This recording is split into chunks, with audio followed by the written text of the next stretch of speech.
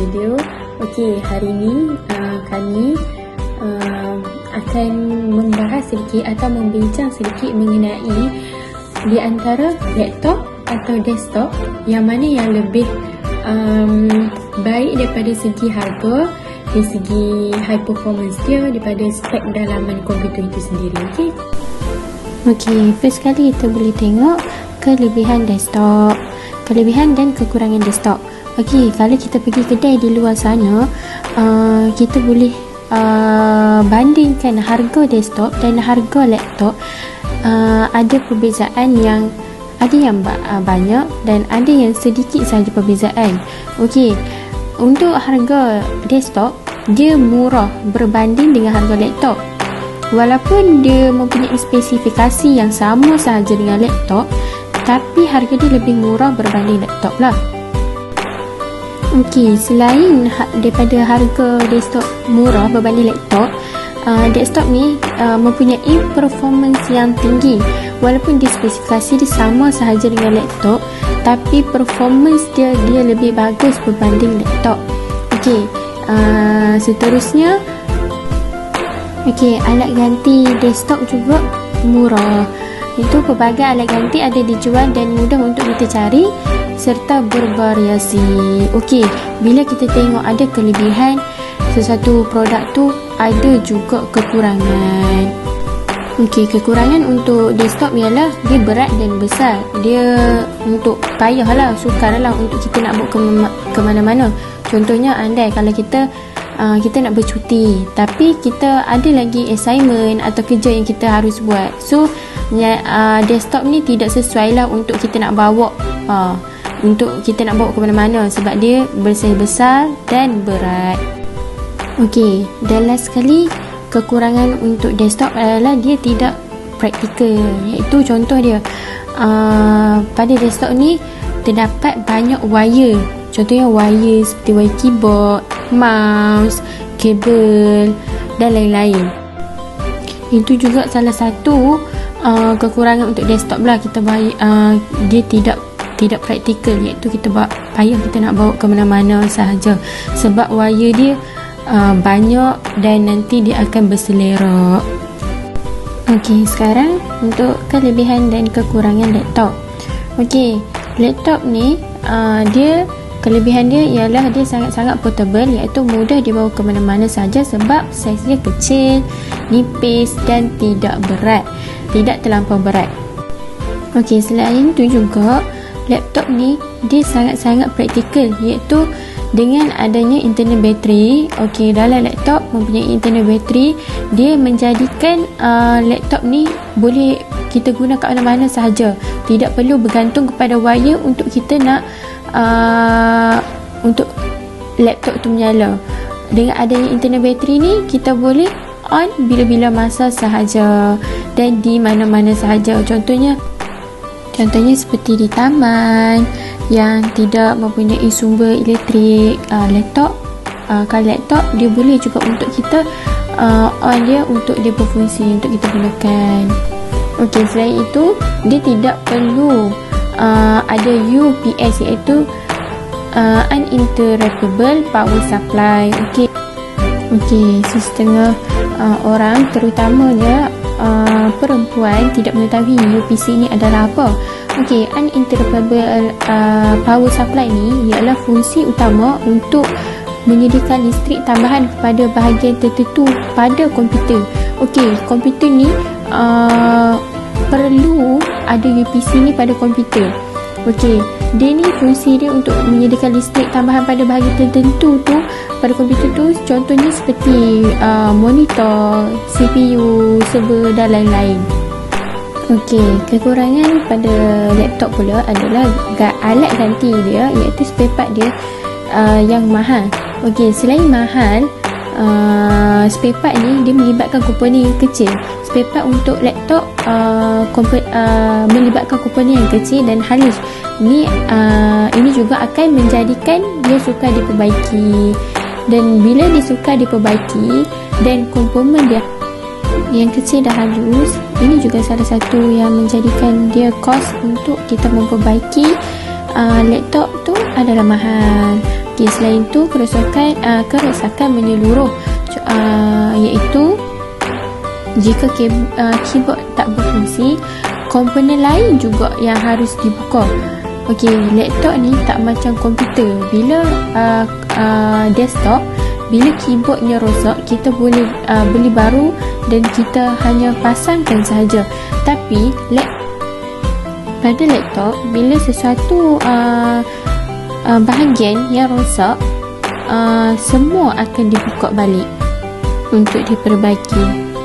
Okey, ini adalah bentuk UPS. Okey, ni contoh UPS lah. Laptop tapi tak ada bajet. Nak beli laptop tapi tak berkemampuan nak beli yang baru. Nak beli laptop tapi jenama yang hampa nak beli tu terlalu mahal.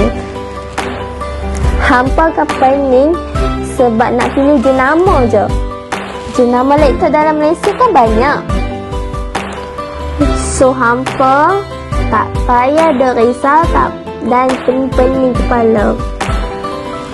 Mari sini, aku nak share sikit pasal bajet untuk beli laptop bagi adik-adik yang bakal sambung belajar, atau untuk ibu bapa kat luar sana yang nak beli laptop untuk anak-anak hampa. Yang pertama, orang kata benda hak paling penting, bajet hampa nak beli laptop dalam berapa ringgit Malaysia. Macam mak aku, dia spend duit untuk beli laptop yang aku guna sekarang ni dalam harga 2,000. Ada je laptop harga 2,000 ke bawah. Kalau tak mampu beli yang 2,000 ke atas, hampa boleh je pilih laptop yang harga 2,000 ke bawah. Kalau bajet hampa dalam 1,500, dah okey untuk aku bagi laptop second hand. Tapi sebelum tu, hampa kena pastikan bateri bagi laptop second hand ni tahan lama lah. Sagi tak ada apa, bateri KKO, kan dah rugi. Yang kedua, bajet hampa dalam 1,500 tu dah boleh dapat software apa yang hampa nak. Bagi aku dah cukup cun lah. Hampa tanya dulu dekat kedai tu, boleh tak pasang software something, dan tanya dia kena cas apa-apa tak. Setahu aku, kalau beli laptop dekat sebuah kedai, dia akan tanya sama ada nak pasang software ataupun tak. Kalau dia kata tak kena apa-apa cas kalau pasang, aku sarankan hampa beli dekat kedai tu. So tak payah dah susah-susah duk fikir nak spend duit untuk software bagai. Setengah kedai dia akan cas tau. Harga laptop lain, harga software lain. So aku rasa tu dah cukup dah untuk hampa dapat laptop bagi yang bajet 1,500 lah dan ke bawah. Dan yang terakhir, tahun berapa model laptop tu dikeluarkan. Setiap peralatan elektronik seperti laptop biasanya dikeluarkan mengikut permintaan dan keperluan pada zaman lah. Meskipun teknologi sekarang bergerak pantas, masih lagi terdapat laptop bajet yang masih orang kata relevan atau sesuai lah dengan keperluan asas masa kini. Hampa kena pastikan laptop bajet tu bukanlah model yang terlampau lama.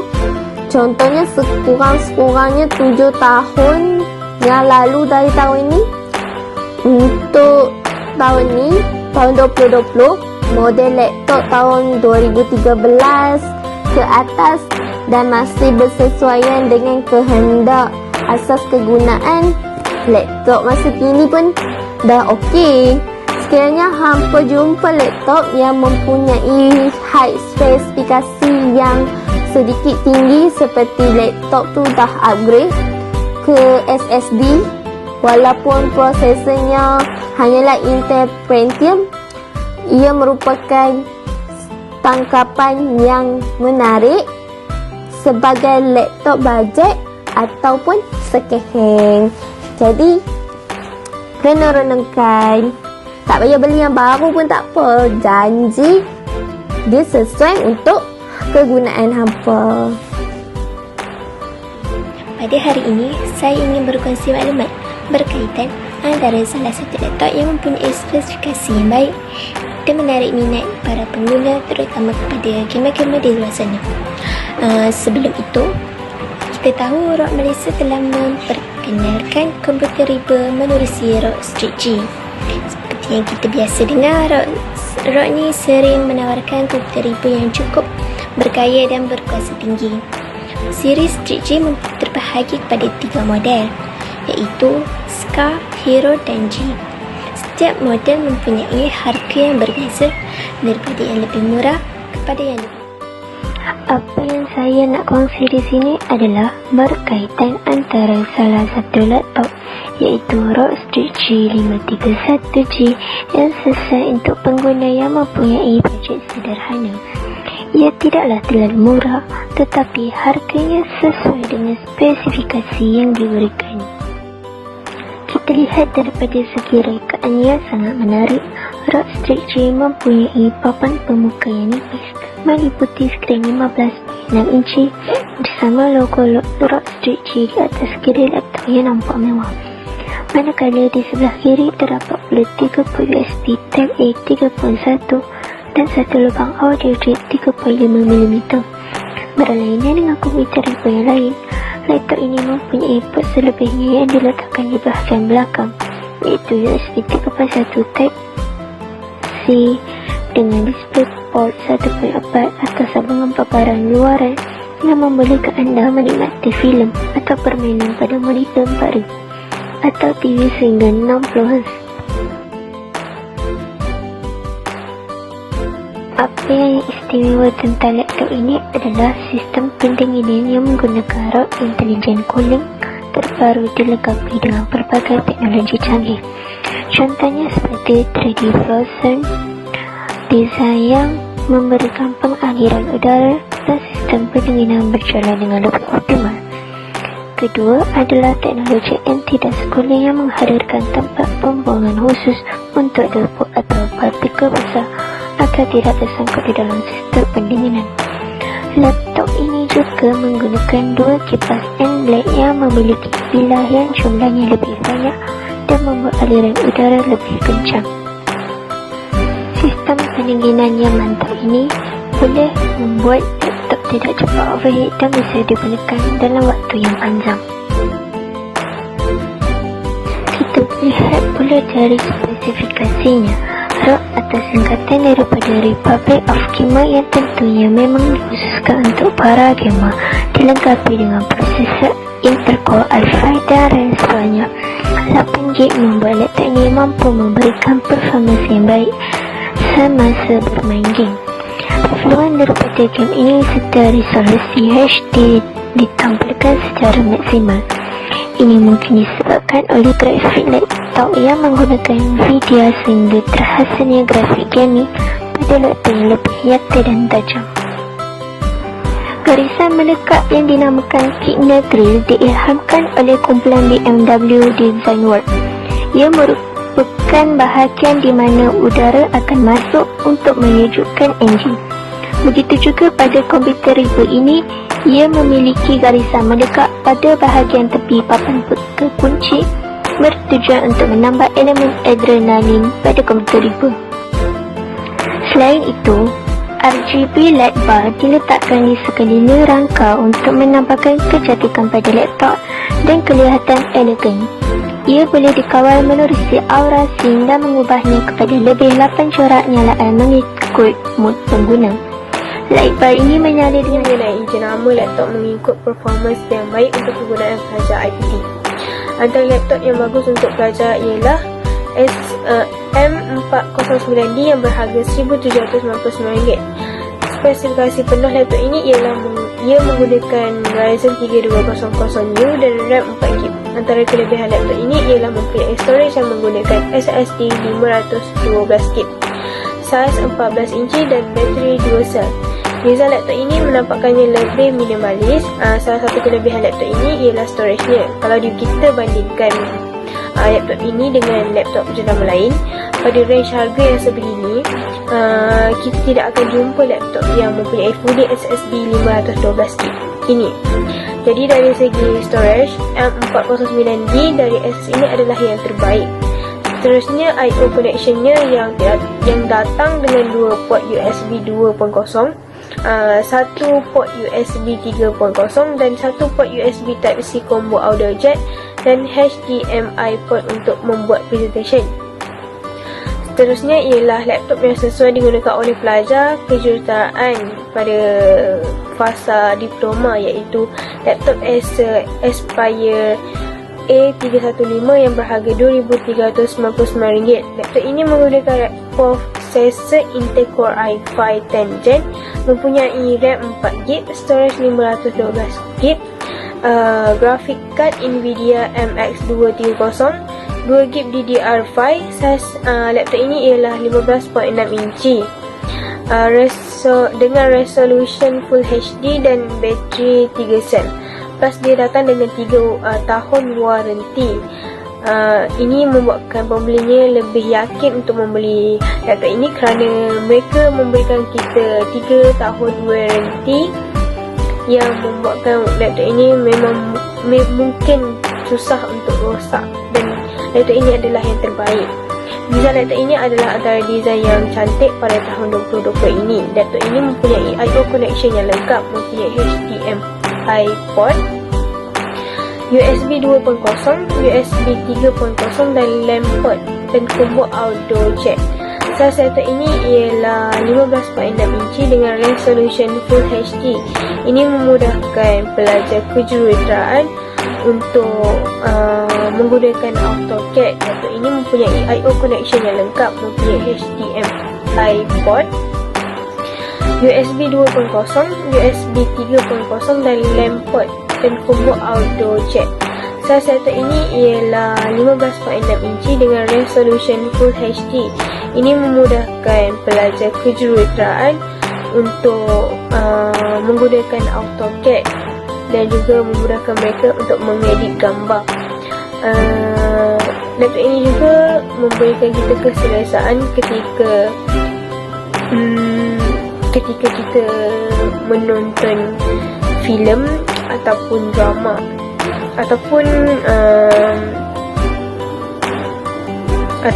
apa-apa sahaja cerita-cerita yang menarik yang sedang ditayangkan. Jadi laptop ini adalah antara yang terbaik untuk pelajar kejuruteraan. Itu sahaja daripada saya. Terima kasih. Ini merupakan contoh Asus M409D yang sesuai untuk kegunaan biasa. Ia mempunyai Ryzen 3200U, RAM 4GB DDR4, 512GB SSD, Vega 8, 14 inci HD, 2 sel bateri. Seterusnya, ini merupakan laptop Acer Aspire A315. Laptop ini datang dengan Intel Core i5 10 Gen, mempunyai 4GB RAM. Dia punya keluasan LCD dia ialah 15.6 Full HD. Storage, laptop ini mempunyai 512GB storage. Ia pakai graphic card Nvidia MX 230, 2GB DDR5. Bateri laptop ini mempunyai 3 sel. Laptop ini juga mempunyai waranti selama 3 tahun. So dari tahun pertama, tahun kedua dan tahun ketiga kita memakai laptop ini, kita tidak perlu risau jika laptop ini rosak kerana ia mempunyai waranti selama 3 tahun pengajian kita di dalam